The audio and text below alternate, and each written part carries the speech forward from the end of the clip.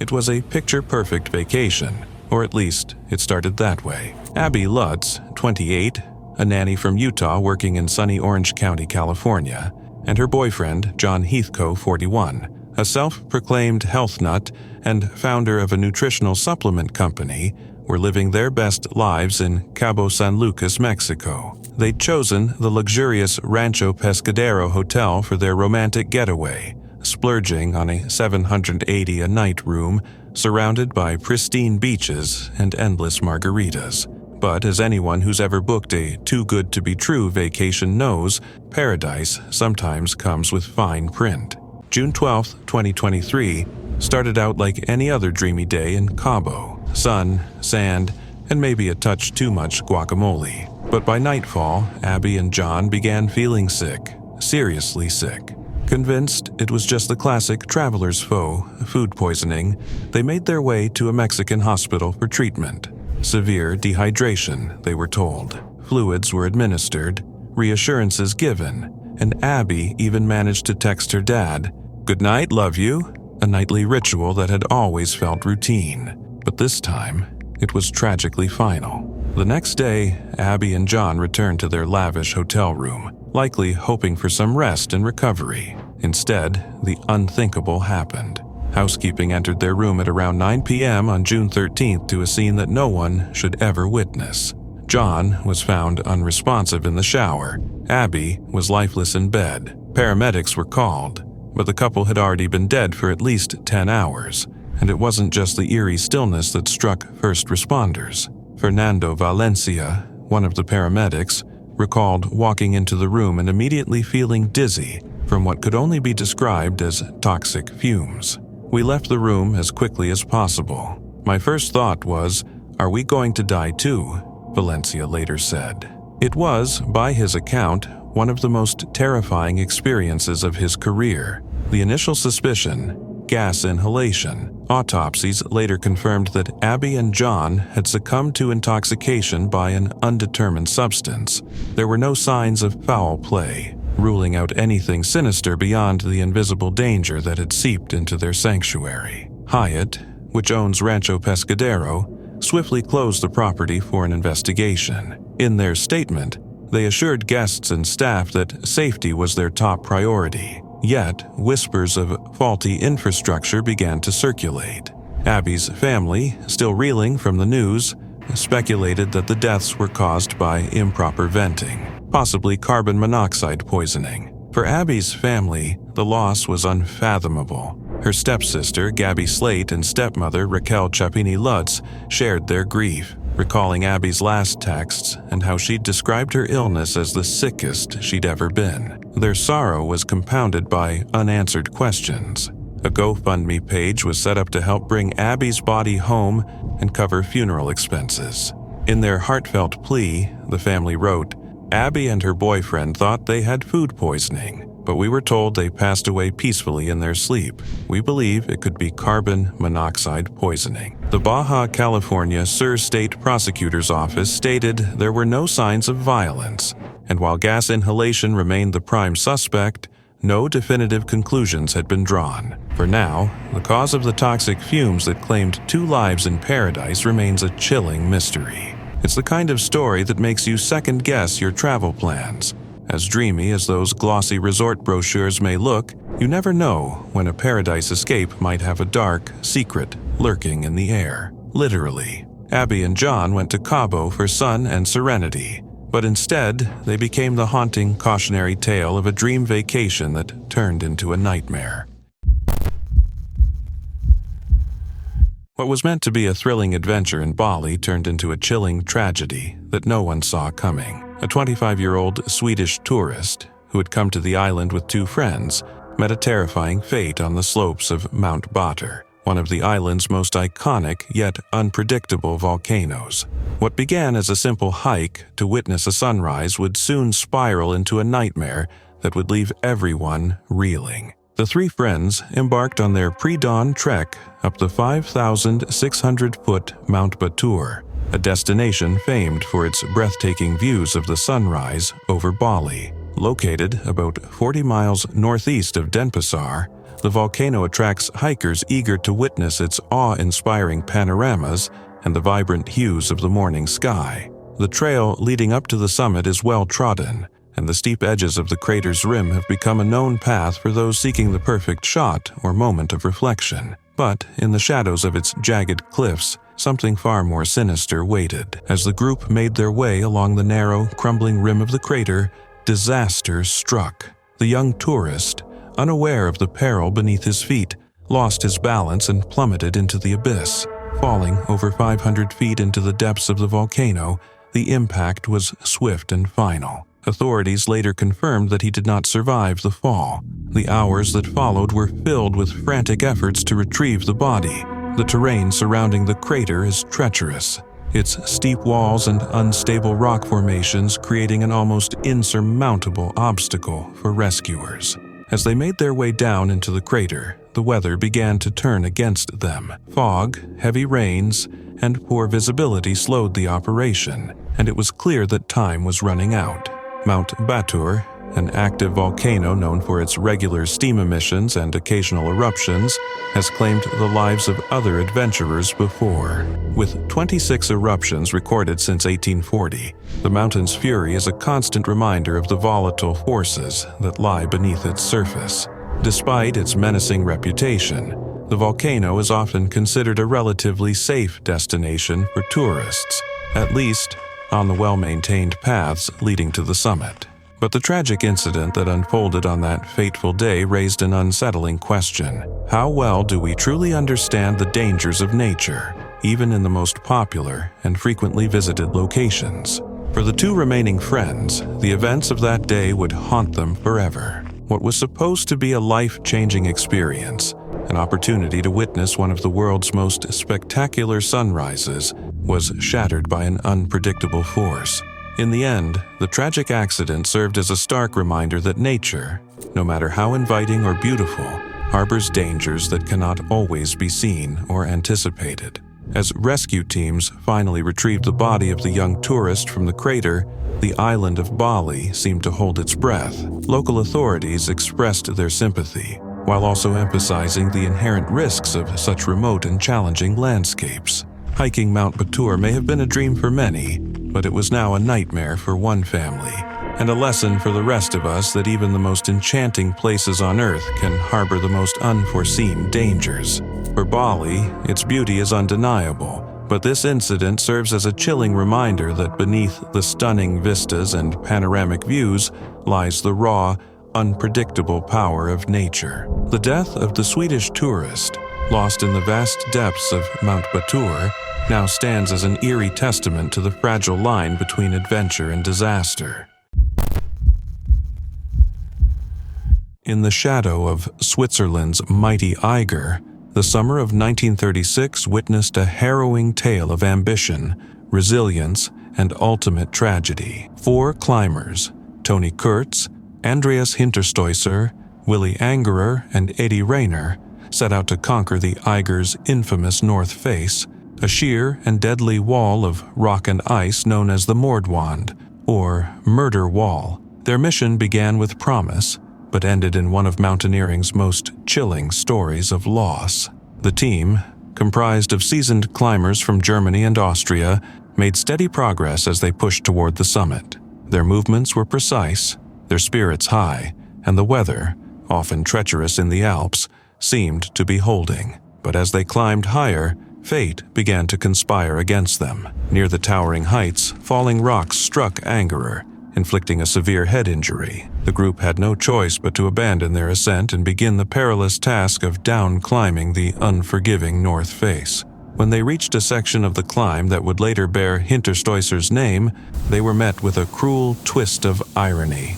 The Hinterstoisser traverse, which they had crossed using a daring rope maneuver during the ascent, was now impassable. Forced to find an alternative route, the team began abseiling further down the wall, each movement bringing them closer to safety, but also closer to disaster. On July 21st, their luck ran out. An avalanche roared down the face, a thunderous cascade of ice and snow that changed everything in an instant. Hinterstoisser was swept away, his body vanishing into the void below. Angerer, still weakened from his earlier injury, was slammed into the rock wall with devastating force, killing him on impact. Rayner, who had been belaying the group, was dragged into the wall by the tension on the ropes. Though he survived the initial impact, the crushing weight suffocated him within minutes. Amid the chaos and destruction, only Tony Kurtz remained alive, dangling above the abyss in the grip of a relentless blizzard. He was alone now, suspended between life and death on the frozen north face of the Eiger. That night, as the storm howled and temperatures plunged, a rescue team arrived, but the darkness and the treacherous conditions made it impossible to reach him. Kurtz endured the long, frigid hours, his will to survive carrying him through the unimaginable cold. Morning brought the rescuers back, determined to bring him down alive. Hope flickered as Kurtz worked tirelessly, knotting their rescue rope to his own and preparing to descend. For a moment, it seemed salvation was within reach. Kurtz began abseiling toward the rescuers, inching closer to safety with every painstaking move. But then he encountered an unyielding obstacle, a knot where the two ropes joined, preventing his descent any further. Trapped just out of reach, Kurtz struggled to manipulate his gear, his frostbitten hands betraying him as precious time slipped away. The rescuers watched helplessly from below as Kurtz's strength ebbed. Finally, he looked down at them, his voice carrying across the icy expanse as he uttered the words, "Ich kann nicht mehr," I can't go on anymore.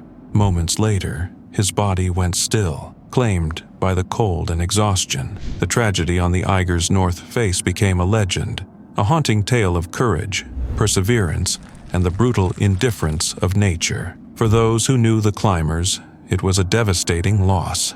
For the mountaineering world, it was a stark reminder of the deadly risks that come with challenging the limits of human endurance. Even now, the story of Tony Kurtz and his team echoes through the annals of climbing history, a chilling testament to both the allure and the peril of the high alpine world. It was supposed to be a trip filled with love, family reunions, and scenic escapes. David James Fisk, a 57-year-old business executive from Sydney, Australia, and his partner, Lucita Luke Barron Cortez, 55, were on a vacation they had eagerly anticipated. Accompanying them was Luke's daughter-in-law, Mary Jane Cortez, 30. Their plan was simple: fly from Sydney to Bali, soak up some sun, and then head to the Philippines to visit Luke's children. A brief retreat to Tagaytay's Serene Lake Hotel would be the cherry on top before their return to Australia. But this idyllic holiday turned into an unthinkable nightmare. David and Luce were a beloved couple in Sydney's Sutherland Shire.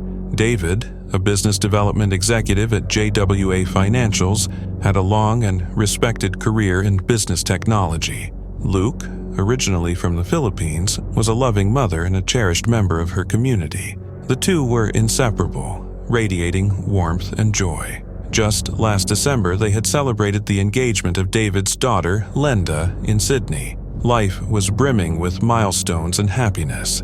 However, on a fateful morning in July 2024, that happiness was shattered.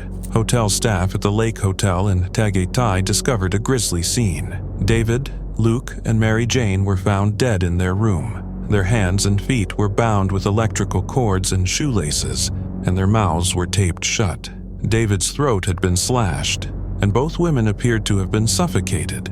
The gruesome discovery sent shockwaves through the local community. Tagaytay's police chief, Charles Davin Kekwan, confirmed that valuables such as phones and other belongings had not been taken, ruling out robbery as the primary motive. CCTV footage offered a chilling clue. A man in a mask, a black hoodie, and maroon shorts was seen leaving the victim's room a few hours before their bodies were found. He carried a sling bag, suspected to contain the murder weapon. Security guard Rodney Pera-Hinog recalled questioning the man earlier that morning. The intruder had shown a key card and claimed to be staying in the room. With this interaction and the CCTV footage, police zeroed in on him as the prime suspect. But who was he, and why commit such a horrific act? Back in Sydney, David's twin daughters, Lenda and Brittany, were devastated. Already grieving the loss of their grandmothers to cancer in recent years, The news of their father's violent death was a blow they couldn't fathom. The family released a heartfelt statement. "The love we have for our father and Lucita is so dear, and this situation is like living a nightmare. We pray for answers for the truth and for their safe return to Australian shores." To cope with the aftermath, the family set up a GoFundMe page to assist with the costs of bringing David's body back to Australia and to support the ongoing investigation. Meanwhile, the Lake Hotel issued a statement expressing deep regret over the tragedy. "The safety and well-being of our guests and staff are our top priorities," they said, pledging full cooperation with authorities. Even Tagaytay's mayor, Abraham Tolentino, promised swift action. "We are deeply sorry to our Australian friends. We will resolve this as soon as possible." Police formed a special task force to hunt down the suspect, searching exit points and reviewing more surveillance footage. Theories about the motive swirled, with investigators speculating a personal connection to Mary Jane might have triggered the crime. As the investigation unfolded, the Australian Department of Foreign Affairs and Trade provided consular support to the grieving families. David's body was set to return to Sydney, while Luke and Mary Jane were to be laid to rest in the Philippines according to their families' wishes. David, Luke, and Mary Jane were remembered as kind, loving individuals whose lives were cruelly cut short. For their families and friends, the tragedy left an unfillable void. The chilling mystery behind their brutal murders remains unresolved, leaving everyone to wonder, how could a dream vacation end so horrifyingly? As authorities continue the hunt for answers, this tale serves as a grim reminder that even in paradise, shadows can lurk. In the early hours of a stormy morning on Mount Warning in northern New South Wales, Australia, a tragic turn of events shattered the dreams of two young adventurers. Sam Beatty, a 24-year-old American backpacker from New York, lost his life in a freak lightning strike that illuminated the summit where he and his girlfriend, Michelle Seguela, had pitched their tent. The couple had embarked on what was meant to be a year-long journey across Australia, a time to explore the country's vast landscapes in a camper van and savor the freedom of the open road. They had arrived 8 weeks earlier, brimming with excitement for the adventures that lay ahead. But on that fateful Tuesday, their plans were struck down by the raw power of nature. In the dead of night, as a thunderstorm raged across the mountain, a bolt of lightning tore through the sky, striking a towering tree above their tent. The energy surged downward, instantly claiming Sam's life. Michelle, just inches away, survived but suffered head and neck injuries, left dazed and reeling in the aftermath of the strike. The echo of the thunder was replaced by her cries, carrying through the storm until they reached two hikers nearby. It was the hikers who raised the alarm, rushing to the scene to find Michelle in shock and Sam unresponsive. Despite their desperate efforts to revive him, attempting CPR for over an hour, it became clear that the lightning had been merciless. Sam had died instantly, his life snuffed out in a flash of brilliance that no one could have foreseen. Emergency services were called, and a rescue team of 25 worked tirelessly to recover Sam's body from the mountain summit.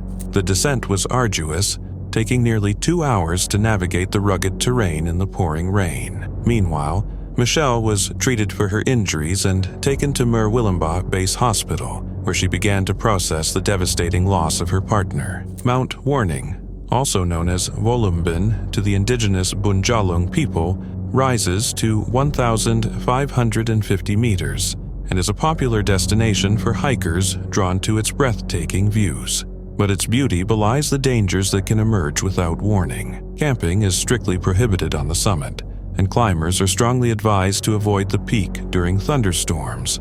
On this occasion, however, the rules of safety were tragically overshadowed by the allure of adventure. Sam's untimely death was a cruel reminder of nature's unpredictable and unforgiving power. What began as a night of closeness and wonder under the stars ended in heartbreak, leaving Michelle to grapple with the loss of her companion and the memories of a journey that was tragically cut short.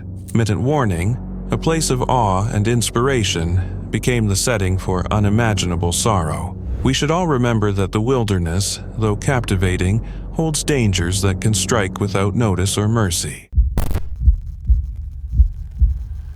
On a shadowed summer night in 1967, Glacier National Park's vast, untamed wilderness revealed a darker side, one that still haunts its trails and towering peaks.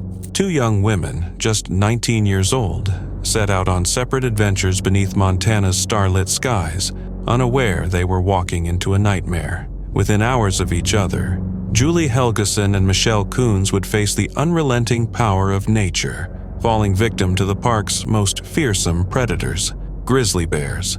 The park's beauty had long been celebrated, its endless forests and jagged cliffs a haven for explorers. But something had changed. For weeks, grizzlies had been sighted closer and closer to campsites, drawn by scraps left behind by careless visitors and even hand-fed by thrill-seeking tourists. In those days, there were no bear-proof trash cans, no strict guidelines, and little understanding of how human interference could tip the scales of wilderness into chaos. Julie Helgeson's night began like any other, peaceful, serene. She and a friend pitched their camp in a quiet clearing, the kind of spot where the stars feel close enough to touch. But as they slept, a heavy presence stirred in the shadows. In the pre-dawn hours, a grizzly crept into their camp, sniffing at their sleeping bags. Frozen with fear, they hoped the bear might move on. It didn't. Without warning, the grizzly struck, ripping through fabric and flesh with terrifying precision.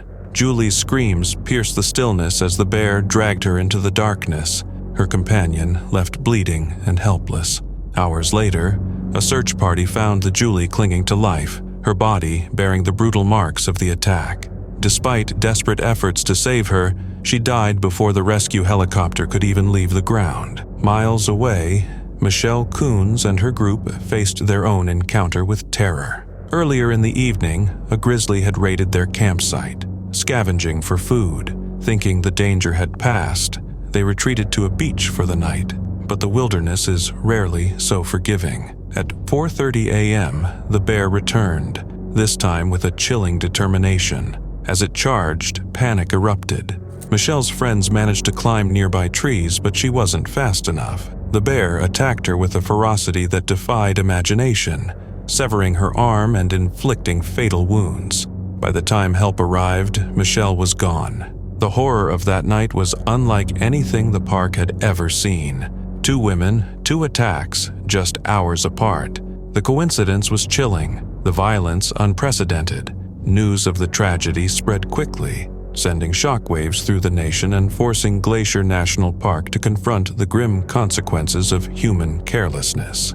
The events were later chronicled in Jack Olson's Night of the Grizzlies, a haunting account that exposed the perilous relationship between humans and wildlife. In the aftermath, the park adopted sweeping changes.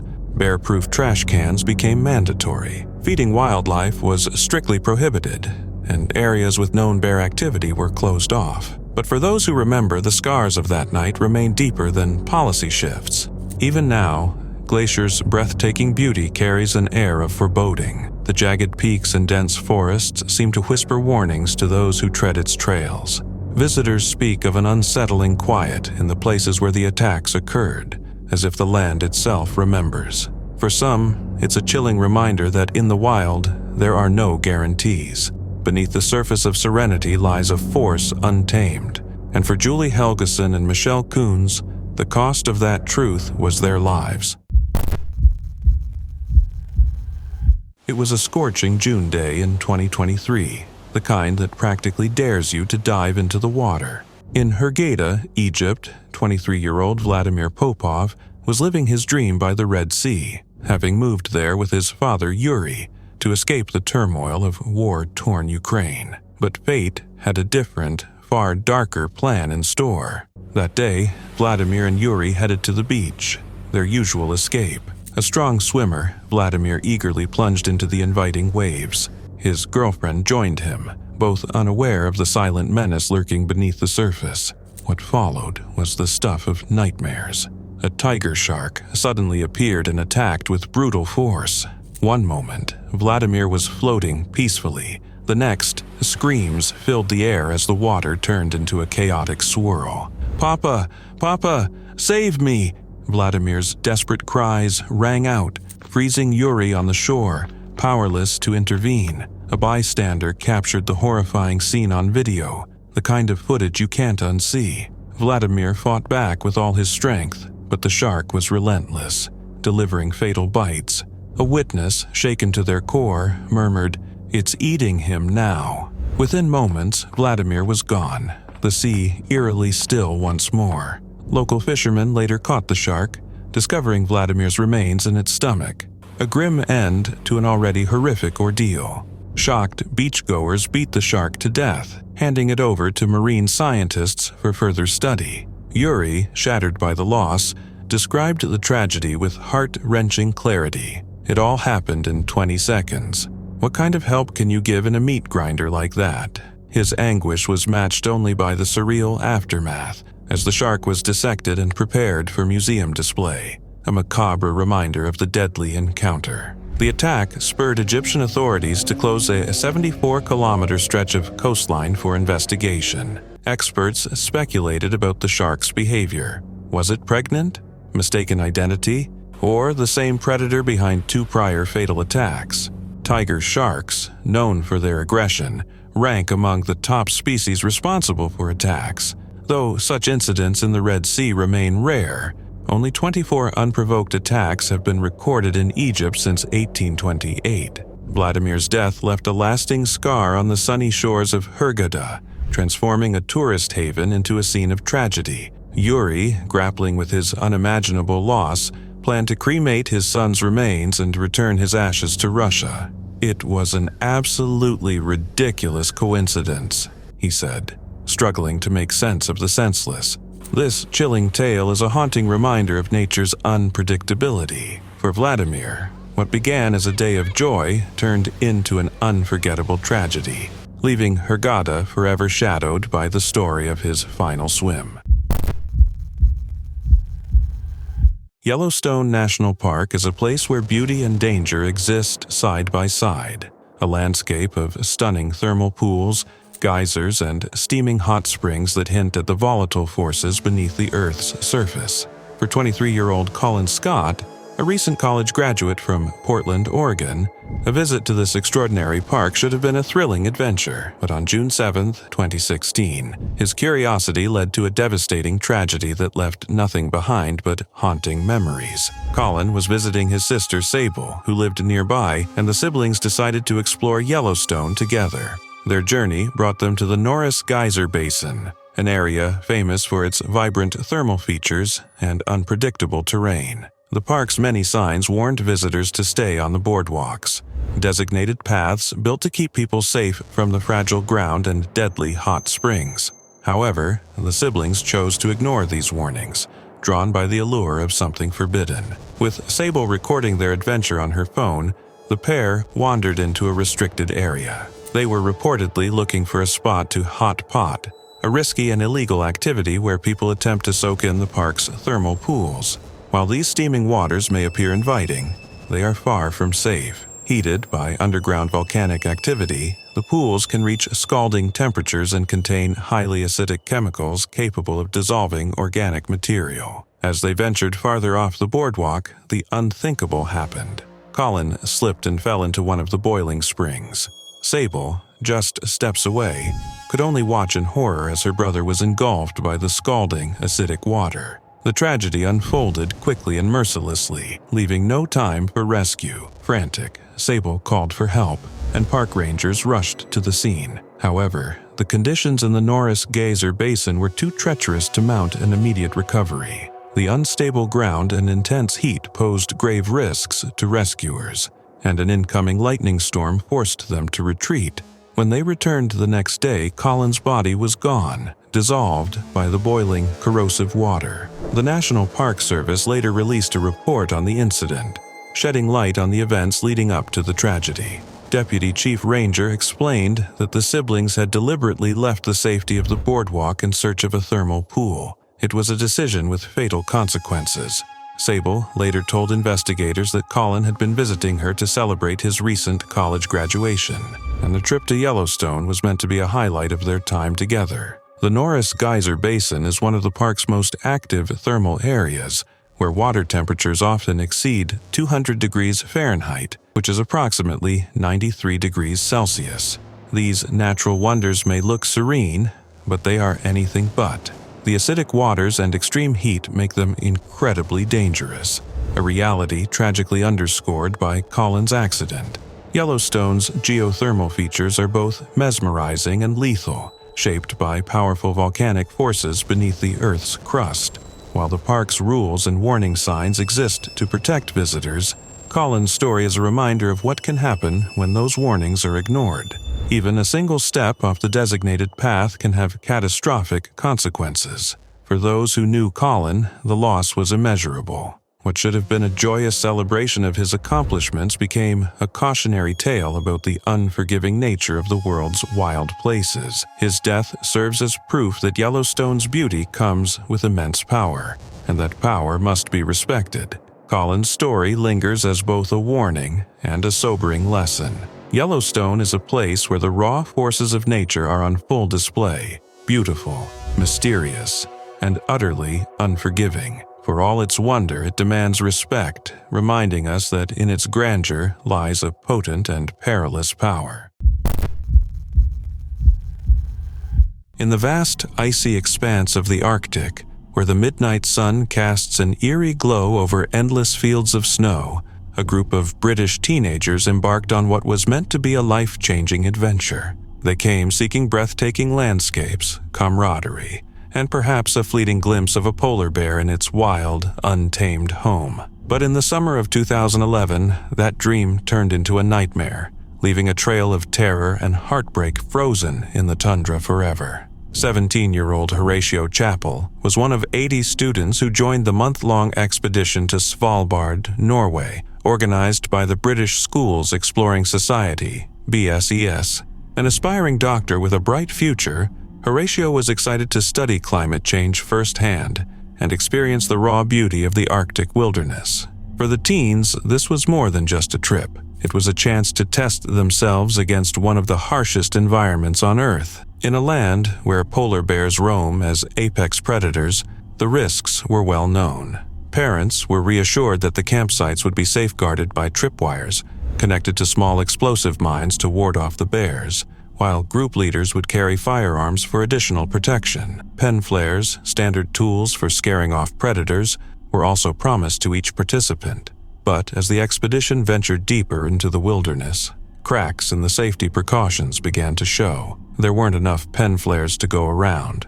Some of the tripwires didn't function properly, and the firearm assigned to Horatio's group leader was an old, unreliable rifle handled by someone with limited training. On an otherwise calm and quiet Arctic night, as the teenagers lay asleep in their tents, disaster struck. A starving polar bear, its survival instincts sharpened by desperation, crept into the camp unnoticed.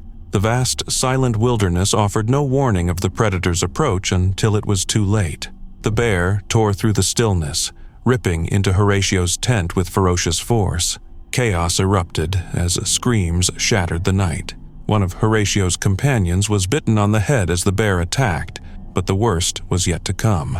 The bear dragged Horatio from his tent, its powerful jaws and claws leaving no chance for escape. Despite the desperate attempts of the group's leaders to fend off the beast, they struggled with the malfunctioning rifle, unable to deliver a timely shot. Horatio's life was taken in those horrifying moments, his dreams of healing others extinguished in an act of primal violence. The carnage did not end there. 4 others in the group, including 2 adult leaders, were seriously injured as they fought to stop the bear. Finally, after what must have felt like an eternity, the animal was shot and killed. But the damage was done, both to the group's physical safety and their psyche. What had begun as a journey of discovery became a harrowing tale of survival, forever altering the lives of those who lived through it. In the aftermath, the story shook the whole world. Investigations into the tragedy revealed a cascade of failures: the insufficient safety measures, the faulty tripwires, the inadequate weaponry. The tragedy prompted questions about how such an expedition could have been so poorly equipped in a land where danger was always a heartbeat away. For the families of the victims, no explanation could ease the loss. Horatio's parents mourned the bright young man who had been full of hope and promise, his life cruelly cut short in a remote, unforgiving wilderness. Survivors carried the scars, both visible and invisible, of that night, haunted by memories of the predator's growls, the chaos, and the friends they couldn't save. Even now, the Arctic carries the weight of that terrible night. For some, it's a painful display of nature's indifference, a place where the line between beauty and brutality is perilously thin. For others, it stands as a stark warning. In the wild, where humans are but visitors, complacency can turn awe into tragedy in the blink of an eye. It was October 3rd, 2013, on the idyllic shores of Nosy Be, Madagascar, a postcard-perfect spot where turquoise waters meet white, sandy beaches. Sébastien Joudelet, a 38-year-old French bus driver, had come to this tropical paradise for a much-needed break. A single father to an 11-year-old daughter back in Montreuil, a Parisian suburb, Sébastien was a frequent traveler to Madagascar, drawn to its beauty and culture. But on this day, what was supposed to be a blissful vacation turned into a nightmare that would shock the world. Unbeknownst to Sébastien, the island was already simmering with fear and anger. Days earlier, an 8-year-old local boy had tragically gone missing, his body later discovered in horrifying condition. The grisly rumors that followed, murmurs of foreign involvement and accusations of sinister crimes, stirred up a frenzy among the residents. Fueled by grief, fear, and whispers of revenge, the community's frustration ignited into full-blown panic. Enter Sébastien and Roberto Gianfala, a Franco-Italian hotel worker in his 50s. On that fateful morning, the two men were confronted by an angry mob of around 300 people. The crowd, consumed by rage and misinformation, accused them of being predators responsible for the child's death. Imagine the shock. You're enjoying a holiday and suddenly you're caught in the storm of an angry, vengeful crowd. Sébastien and Roberto tried to reason, to plead, to deny the unfounded accusations. But logic was no match for the mob's fervor. Sébastien's desperate words were recorded, a haunting echo of his final moments. "I am the victim of a conspiracy. I am innocent," he cried. But when he uttered, "I don't like children," his attempt to distance himself from the allegations backfired horribly. The crowd twisted his words, taking them as an admission of guilt. In a panicked rush to clarify, Sébastien shouted, "I love kids. I have a little girl." But the mob had already decided his fate. The scene that unfolded was nothing short of horrifying. Stripped naked, mutilated, and burned alive on a beach, Sébastien and Roberto met a gruesome end at the hands of vigilantes. Even more chillingly, a third man, the boy's own uncle, was also killed in the same manner. The mob, convinced by rumors and grief, acted as judge, jury, and executioner without a shred of evidence. In the aftermath, Madagascan police confirmed what was tragically clear. There was no connection between Sébastien, Roberto, and the boy's death. Authorities suggested the child might have drowned, and that his injuries were inflicted post-mortem. The murders of these innocent men were based entirely on baseless accusations and hysteria. Back in Montreuil, Sébastien's neighbors were stunned. Described as mild-mannered and friendly, he had no criminal record, no history of wrongdoing, and no ties to the heinous crimes of which he was accused. He was simply a man in the wrong place at the worst possible time. Justice, albeit delayed, began to unfold. Madagascan authorities arrested 26 people linked to the killings, and French detectives launched their own investigation. Eventually, 37 individuals stood trial. While most were acquitted or given leniency, sentences ranged from 3 months to 7 years, a stark reminder of how a moment of collective rage can destroy innocent lives. The tragedy of Sébastien Joudelet and Roberto Gianfala remains a chilling testament to the dangers of mob mentality. Sébastien's vacation ended in a way no one could have imagined, his cries for innocence echoing as a haunting reminder of how quickly paradise can turn to hell. So, if you're ever lounging on a beach sipping a cocktail, remember, sometimes the most dangerous thing in paradise isn't the wildlife or the weather, it's the people.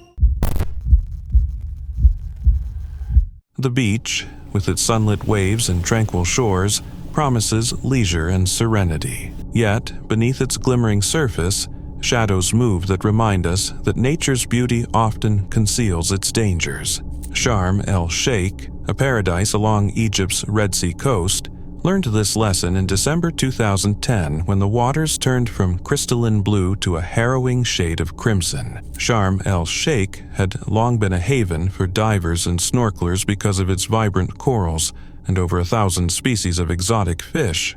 Yet, that December, its allure was overshadowed by an unseen danger. What began as the perfect holiday for tourists turned into a scene from their worst nightmares. Nina Dzinski, 46, from Wigan, England, lay sunbathing on the warm sands, having just emerged from snorkeling near the beach. The stillness of the day shattered with frantic shouts in Russian, slicing through the air. "Shark! Shark!"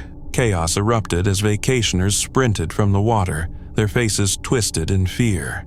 Among them was Nina's husband, Jaroslav, 49, who had been swimming when the predator struck. Everyone scrambled. People clawed their way onto the jetty, desperate to escape, but for one man, escape came too late. Mohammed Rashad, a barman at the nearby Al-Bar beach restaurant, witnessed the horrifying aftermath. Blood streaked down the victim's leg as he staggered from the water, leaving a grisly trail in his wake. The sea had turned red from his blood. As if the first attack weren't enough, minutes later, the shark struck again. A diver from a local rescue team pulled another victim from the blood-tinged waters. 4 men carried him to safety. His hand was barely attached, hanging by a sliver of skin. The once bustling beach emptied in moments, the cheerful sounds of vacationers replaced by a chilling silence. Terrified tourists retreated to their hotels, abandoning sunbeds and even the shoreline. The sparkling waters, once inviting, now seemed ominous, a stage for something ancient and deadly. For Sharm el-Sheikh, this was not an isolated incident. The previous day, the same predator had struck, leaving 4 injured, 3 Russians and a Ukrainian, with gruesome wounds to their limbs and backs. The victims were rushed to hospitals in Cairo, their fates uncertain. Reports described severed limbs, backs clawed open, and lives forever scarred. The predator was identified as an oceanic white-tip shark, a species as graceful as it is formidable. In response, Egyptian authorities acted swiftly. The beaches were closed, and conservation teams deployed to capture the culprit. By the end of the week, 2 sharks were caught and dissected, their stomach contents examined for grisly clues. One, authorities claimed, matched the description of the killer photographed by a diver just moments before the attacks began. But the damage was already done.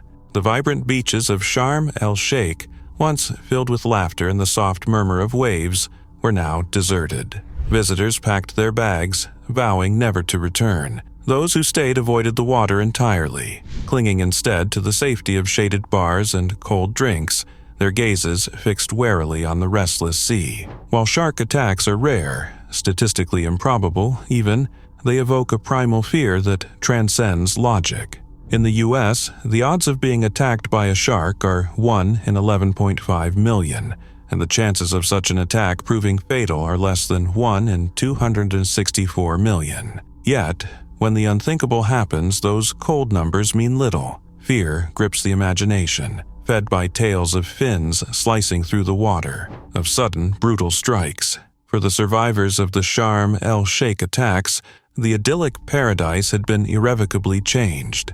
The sparkling Red Sea, home to beauty and wonder, now bore the shadow of an ancient predator, a lesson that the line between leisure and peril is as thin as the tide washing over the sand. The climb up Everest is a journey that begins in the relative calm of base camp at 17,700 feet, 5,400 meters. But as climbers ascend toward the summit, the mountain reveals its unrelenting, perilous nature. Each camp along the way marks a deeper descent into the unknown. Beyond these camps lies the final trial, The Death Zone, a desolate, 3,000-foot stretch where life begins to slip away, step by agonizing step. The name Death Zone is no exaggeration. Here, climbers face the full fury of Everest, oxygen deprivation, plummeting temperatures, and unpredictable storms that can turn the summit's siren call into a death knell. In early May 1996, a group from Adventure Consultants, a company specializing in guiding climbers to the top, embarked on a climb that would forever be etched in Everest's grim history. The group included 11 clients, 3 company guides, and an unknown number of Sherpas. Among them was Yasuko Namba, a determined 47-year-old woman set on becoming the oldest Japanese climber to reach Everest's summit, and the second Japanese woman to conquer all 7 summits, the highest peaks on each continent. As they scaled the Lot's Wall on May 8th, one of the guides, Andy Harris, suffered a near-catastrophic injury. A boulder the size of a television struck him in the chest. Yet, Harris pressed on, refusing to abandon the climb. The group reached Camp 4, and just after midnight on May 10th, began their final push to the summit. Time was against them. For safety, climbers must begin their descent by 2 p.m. to avoid nightfall in the death zone. Yet, delays and exhaustion slowed their progress. It wasn't until well after 2 p.m. that many in the group reached the summit, a breathtaking but dangerous delay. As they began their descent, Everest unleashed its fury. At 5 p.m., a blizzard descended upon the mountain, engulfing the climbers in blinding snow and gale-force winds. Visibility vanished, temperatures plummeted, and the group became trapped in the death zone. Rob Hall, a seasoned guide and co-founder of Adventure Consultants, stayed behind with the struggling Yasuko Namba, even as conditions worsened. Using a satellite phone, Hall managed to contact his wife the next afternoon, his voice faint and freezing. "Sleep well, my sweetheart. Please don't worry too much." It would be his last message. By the time rescuers arrived, Hall, Namba, and Harris were dead, claimed by the unforgiving storm. Hall's body was found frozen, a tragic testament to his devotion to his clients, while Harris's body was never recovered. The storm didn't spare others on the mountain that day. 4 climbers from another group also perished, their dreams of conquering the world's highest peak ending in icy desolation. The 1996 blizzard remains one of Everest's deadliest tragedies, a haunting reminder that even the most experienced climbers are at the mercy of the mountain. Everest is more than a challenge. It is a reckoning, a place where ambition meets nature's unyielding power, and the line between triumph and tragedy is drawn thin as air. It was a bright August morning in 2023, and the tropical paradise of Pattaya, Thailand, was just waking up. Vacationers lounged by the pool, their biggest concern being which cocktail to sip next. But for 32-year-old Daria Yusufiak and her boyfriend, 30-year-old Oyop Behubny Fedor, both Russian tourists staying at the Seven Seas condo resort, their holiday was about to take a dive, and not the fun, snorkeling kind. By 6 a.m., what started as a romantic getaway had turned into something you'd expect from a true crime documentary. Daria, tragically, fell from their 7th-floor hotel room window in a way that no one, not even the wildest tabloid, could have scripted. CCTV footage captured the chilling moment. Daria dangled by her legs, arms flailing, before plunging headfirst to the ground. Security guards rushed to find her, face down, in a pool of blood, naked from the waist down. It was a grisly scene, the kind of horror story that quickly shatters the allure of vacation resorts. Enter the local police, summoned to make sense of the chaos. On the balcony of the couple's room stood Fedor, visibly drunk, clutching a glass of alcohol like a villain from a bad soap opera. To top it off, he flashed a V for Victory sign at reporters, as if he were posing for a travel brochure rather than the aftermath of a tragedy. If uncooperative behavior were an Olympic sport, Fedor would have taken gold. He claimed innocence, denying he was even in the room when Daria fell. But, unfortunately for him, CCTV footage told a different story. The video showed Daria perched perilously on the window, her upper body hanging outside, while Fedor grasped her legs. And then he let go. Now, whether Fedor was trying to save her or was directly responsible became the big question. Intentional act or a horrific accident? The investigation delved deep and the plot thickened. Lieutenant Colonel Kaiser Apasso, tasked with unraveling this tangled mess, reported no immediate signs of a physical altercation in their room. Yet, the place was a disaster zone, littered with food containers and empty alcohol bottles. A chaotic snapshot of a night gone wrong. Forensic officers combed through the scene, lifting fingerprints and combing through more CCTV footage to reconstruct what had happened.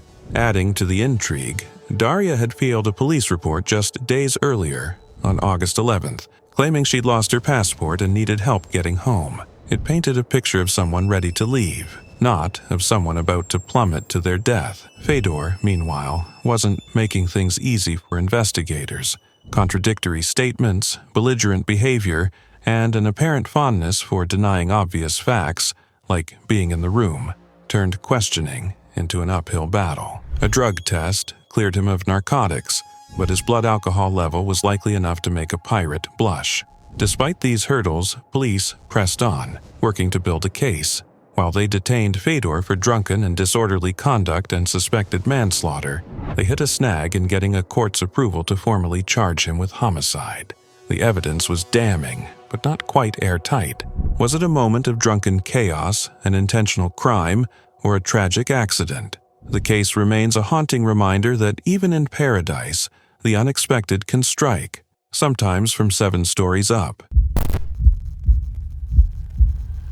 A family's dream vacation to the magical world of Disney took a devastating turn, transforming the happiest place on Earth into a scene of unimaginable heartbreak. What should have been an evening of laughter and wonder ended in tragedy when 2-year-old Lane Graves was snatched by an alligator and dragged into the dark waters of the Seven Seas Lagoon. The horror unfolded late on a warm Tuesday evening as families gathered along the sandy shores of the artificial lake at Disney's Grand Floridian Resort. The air was alive with the sounds of fireworks bursting over the nearby Magic Kingdom and the soft hum of an open-air movie playing in the background.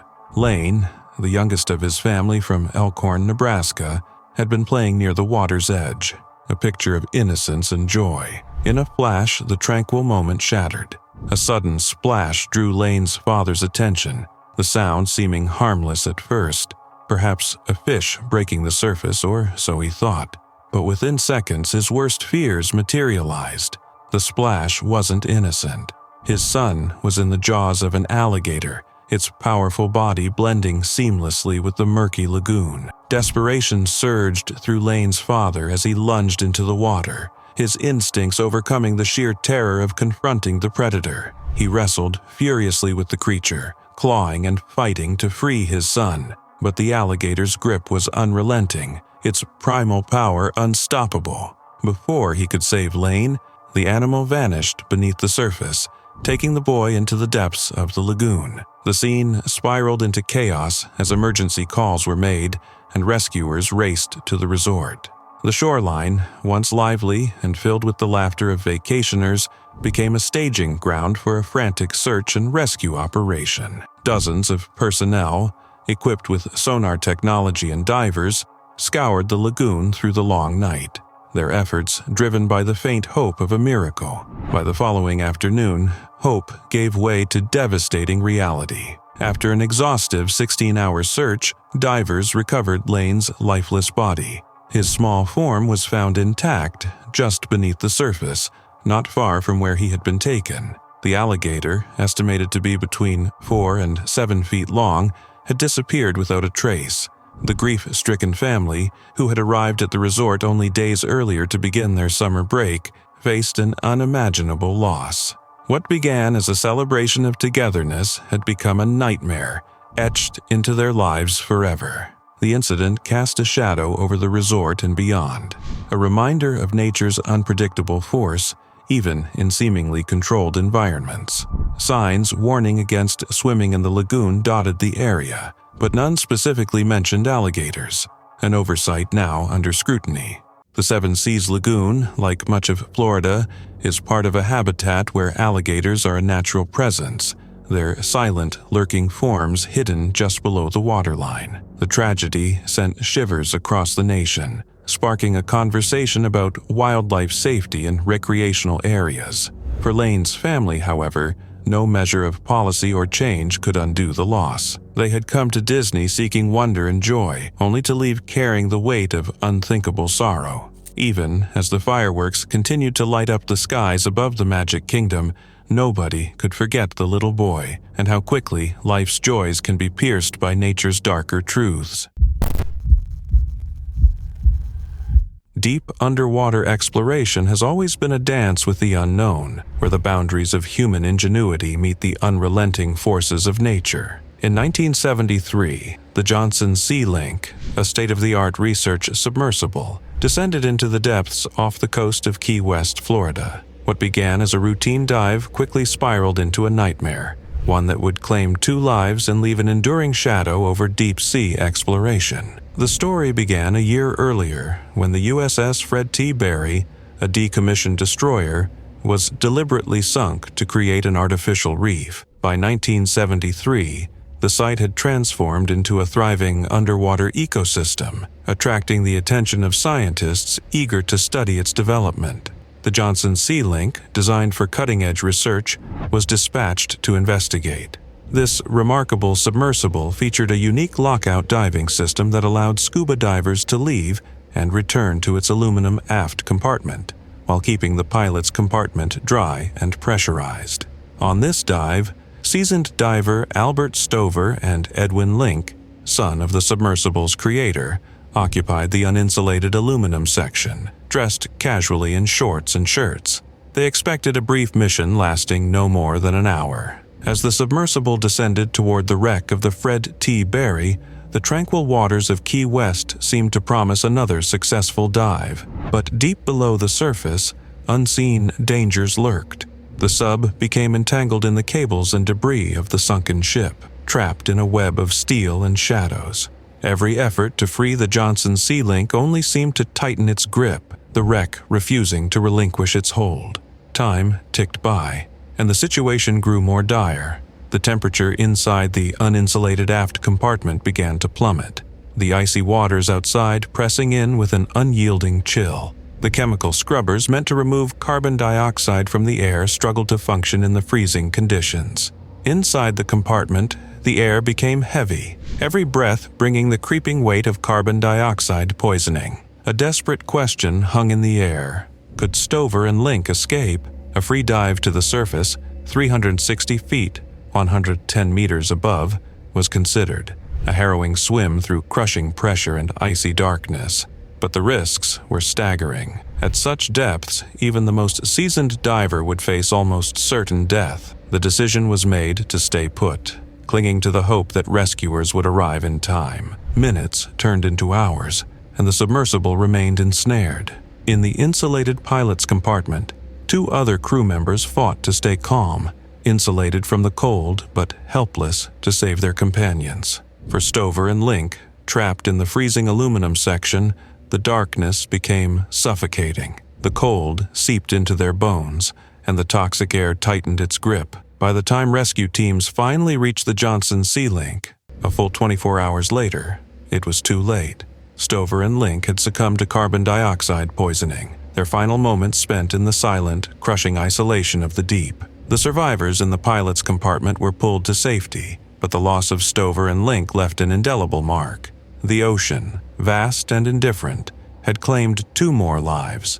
The Johnson Sea Link was eventually freed and repaired, but the haunting events of that day remain a chilling reminder of the risks that come with venturing into the abyss. Even now, the story of the Johnson Sea Link lingers like a ghostly whisper in the annals of deep-sea exploration, a stark warning about the unforgiving nature of the deep. What begins as a pursuit of discovery can so easily turn into a struggle for survival. Beneath the waves, where light and warmth fade into eternal night, the line between life and death is perilously thin.